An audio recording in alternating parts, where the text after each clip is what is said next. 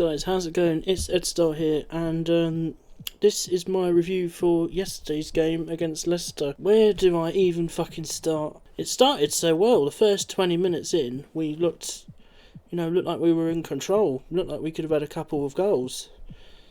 And we did start pretty well in the 12th minute when Benteke dispossesses Tielemans in the midfield. And Eze gets the ball, threads it through to Zaha always scores. He's got his 10th goal of the season, and you think at that point we kick on. But no, we don't take our chances, and that's the biggest problem we have at the moment, I think, at this club.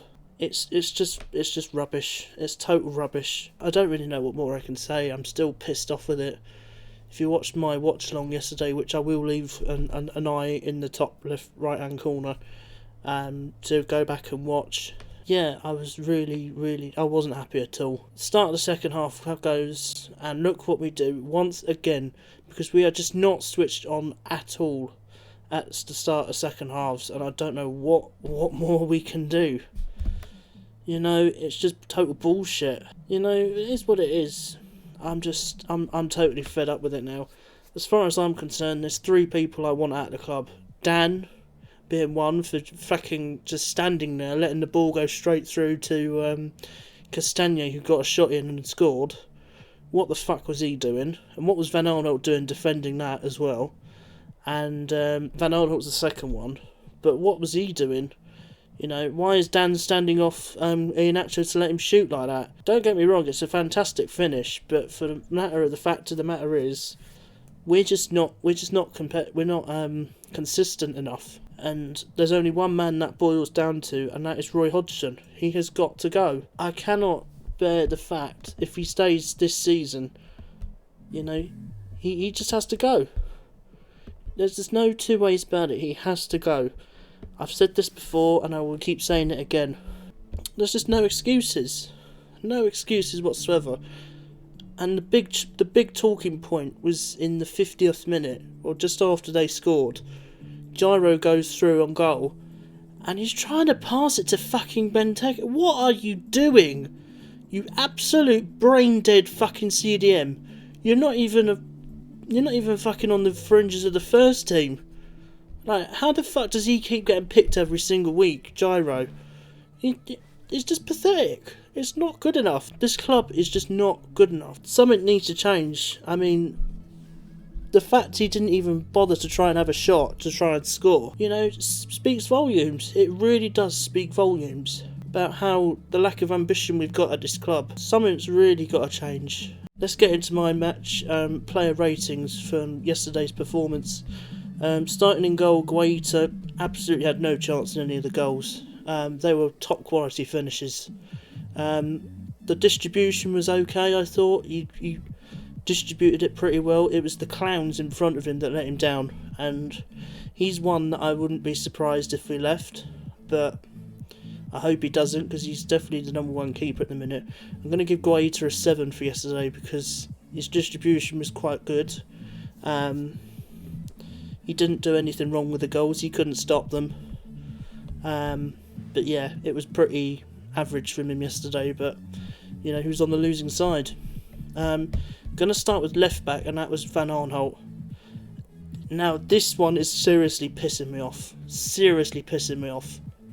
Because the matter of the fact is, Van Aanholt will never be good enough for Palace. And that is speaking from, ages of watching him. He's just not good enough for this club. He's not good enough. And the way him and Dan conceded those 2 goals, they're going to get the worst ratings, believe me. The sooner them 2 fuck off, the better. Van Aanholt gets a 2 for yesterday's performance. It was absolutely disgraceful, and he let the team down with that, and he should be apologising on social media, if I'm honest with you. Him and Dan should be apologising, because it was just not good enough. Not good enough. And talking of Scott Dan, he also gets in fact, Scott Dan, you get a 0 for yesterday's performance. 0. That was just absolutely shambolic defending. What are you doing? Like, first of all, for their first goal, you cut it out. You don't just stand there and let the ball go through. You absolute brain dead fucking idiot. And the second one, you're just standing off Kelechi Iheanacho. And what does he do? He scores an absolute fucking screamer because you stand off him. You are an absolute brain-dead fucking dickhead. Zero. Get out my fucking club, you fucking moron. Oh, Jesus Christ. The other centre-back was Kouyaté. Again, he wasn't great. A few iffy moments, if I'm honest with you. He wasn't fantastic, but he was definitely better than Van Aanholt and Dan, you know. But he's not a centre back. I've said this all season. He's not a centre back. Kouyaté, I'm going to give a 5. He was okay, but he was better than Dan. Ward, I thought had a pretty decent game, if I'm honest with you. He was the best out of the back line, if I'm honest with you. He got forward quite a lot. He supported the attacks, and when we did have chances, he was the one that was trying to play the balls, and he looked like he tried. Joel Ward gets a 6 out of 10 for me. He did pretty well yesterday. Gonna go into midfield now. Jairo Riedewald, I'm gonna do next. Yeah, shocking. You know, he should have buried that chance. If that was at 1-1 as well, and that would have totally changed the game. If he scored that chance, we'd have been in the driving seat and Leicester would have struggled. But, you know, he didn't even bother to... He tried passing it, and why would you pass it when you got a golden opportunity to even get an attempt on goal? It's just not good enough, and Jairo gets a 4 out of 10 for that. Very poor performance from him.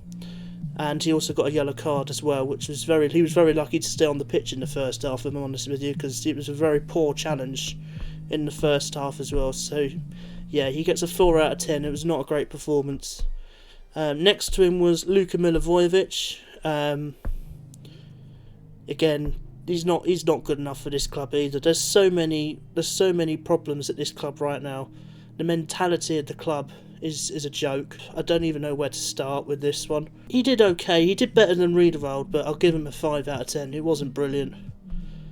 Gonna get into the wingers now. Eze on the left was easily one of our best players by far. He created the assist for Zaha's goal as well, and whenever he had the ball, he looked pretty dangerous with it. So yeah, I was very impressed with Eze's performance. He's going to get an 8 out of 10 for me. He created the goal and looked threatening as well, so definitely one of our best players for me personally. Who else was there? I'm trying to remember who it was now. Jordan Ayew. Not a great game from him, if I'm honest with you. He looked okay with the ball, but he lost it quite a few times, and on a better day, a better team, you know, I'm worried about next week because we've got Manchester City on Saturday. The preview for that will be out probably Thursday, so if you're looking forward to that, then make sure you smash out a like. But for Azez's rating, Ayew's rating, sorry, I'm probably going to give him a 4 out of 10. Not very good, if I'm honest with you, and yeah, rightfully substituted in the second half. I'm surprised he didn't. I'm surprised he stayed out there that long, if I'm honest with you. So yeah, very disappointing performance. Now we're into the front two. I'm going to go for Christian Benteke. He was quite important in our goal. He dispossessed Tielemans in the midfield, and then gave it to Eze, and Eze did the rest with Zaha scoring. So he did pretty well. He held the ball up pretty well as well. So a pretty good performance from Christian Benteke for once. I'm going to give him a 7 out of 10 because he did pretty well. Yeah, I was very happy with the performance. And then finally, Wilfried Zaha, man of the match, 100% man of the match. Scored the goal, created the most chances. Him and Eze are definitely my two players in the match. I'm going to give him an 8 out of 10 as well because he looked like he was threatening as well. And, you know, he's in a really shit team, and if I'm honest with you, I would not be surprised at all if he left in the summer. So yeah, that's the first team done. Substitutes, Schlupp came on, didn't really have enough time, so a standard 5. Who else came on? MacArthur came on, 5. Didn't have enough time to make an impact, and I can't remember who the other one was. So yeah, why is he bringing 2 defensive midfielders on you know, right at the end. I do not understand. Like, why would you not go for it? But that's the mentality of a 73-year-old manager who looks like he knows he's going to get sacked. And I will be cheering the day he gets sacked, if I'm honest with you, because I've had enough of him. He's not the answer to our problems, and he's only creating more problems, if I'm honest with you. So Roy Hodgson's rating, I'm going to give him a 1 out of 10. I did not understand the lineup from the start. I don't know why Dan was playing. I don't know why Van Arnold was playing. Again, I would have gone with Kelly and Mitchell. You know, they looked like they were the better players. But, you know, Roy, he sticks with his first team all the time. And, yeah, it's a big problem right now. And we're very lucky we've got the points on the board when we need them. So, yeah, that's a very disappointing result. I'm already so annoyed by that result, but we've got to pick ourselves up pretty quickly, because this Saturday lunchtime we are taking on Manchester City.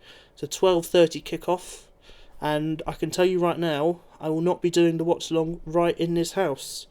So I will be doing the watch along somewhere else. You'll find out where it is on Friday. I'll post where it is.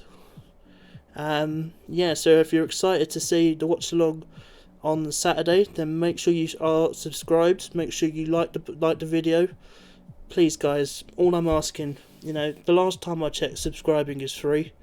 And if you've enjoyed this review, then please make sure you smash out a like. The career mode video will be back tomorrow. I'm going to be editing it tonight. And yeah, I hope you're ready for it. And the preview for the game against Manchester City will be out on Thursday night. I will be doing that probably after work when I come home, so about 7 o'clock-ish, maybe a bit later, depending on what time I can get myself free. But that's going to be it for this preview. The watch along will take place at 12 o'clock on Saturday afternoon, so make sure you're all ready to watch the game along with me and my special guest, which I will reveal later at the time. And then the review will probably take place either Tuesday or Wednesday. But that's going to be it for this review. Or I might actually title it Operation Palace, as it's not copyrighted by MGH. He does Operation Arsenal. But I'm going to nickname this series now. It's going to be now called Operation Palace. So if you've enjoyed this episode of Operation Palace, please make sure you smash out a like, subscribe, all that jazz. And until the next video, take it easy.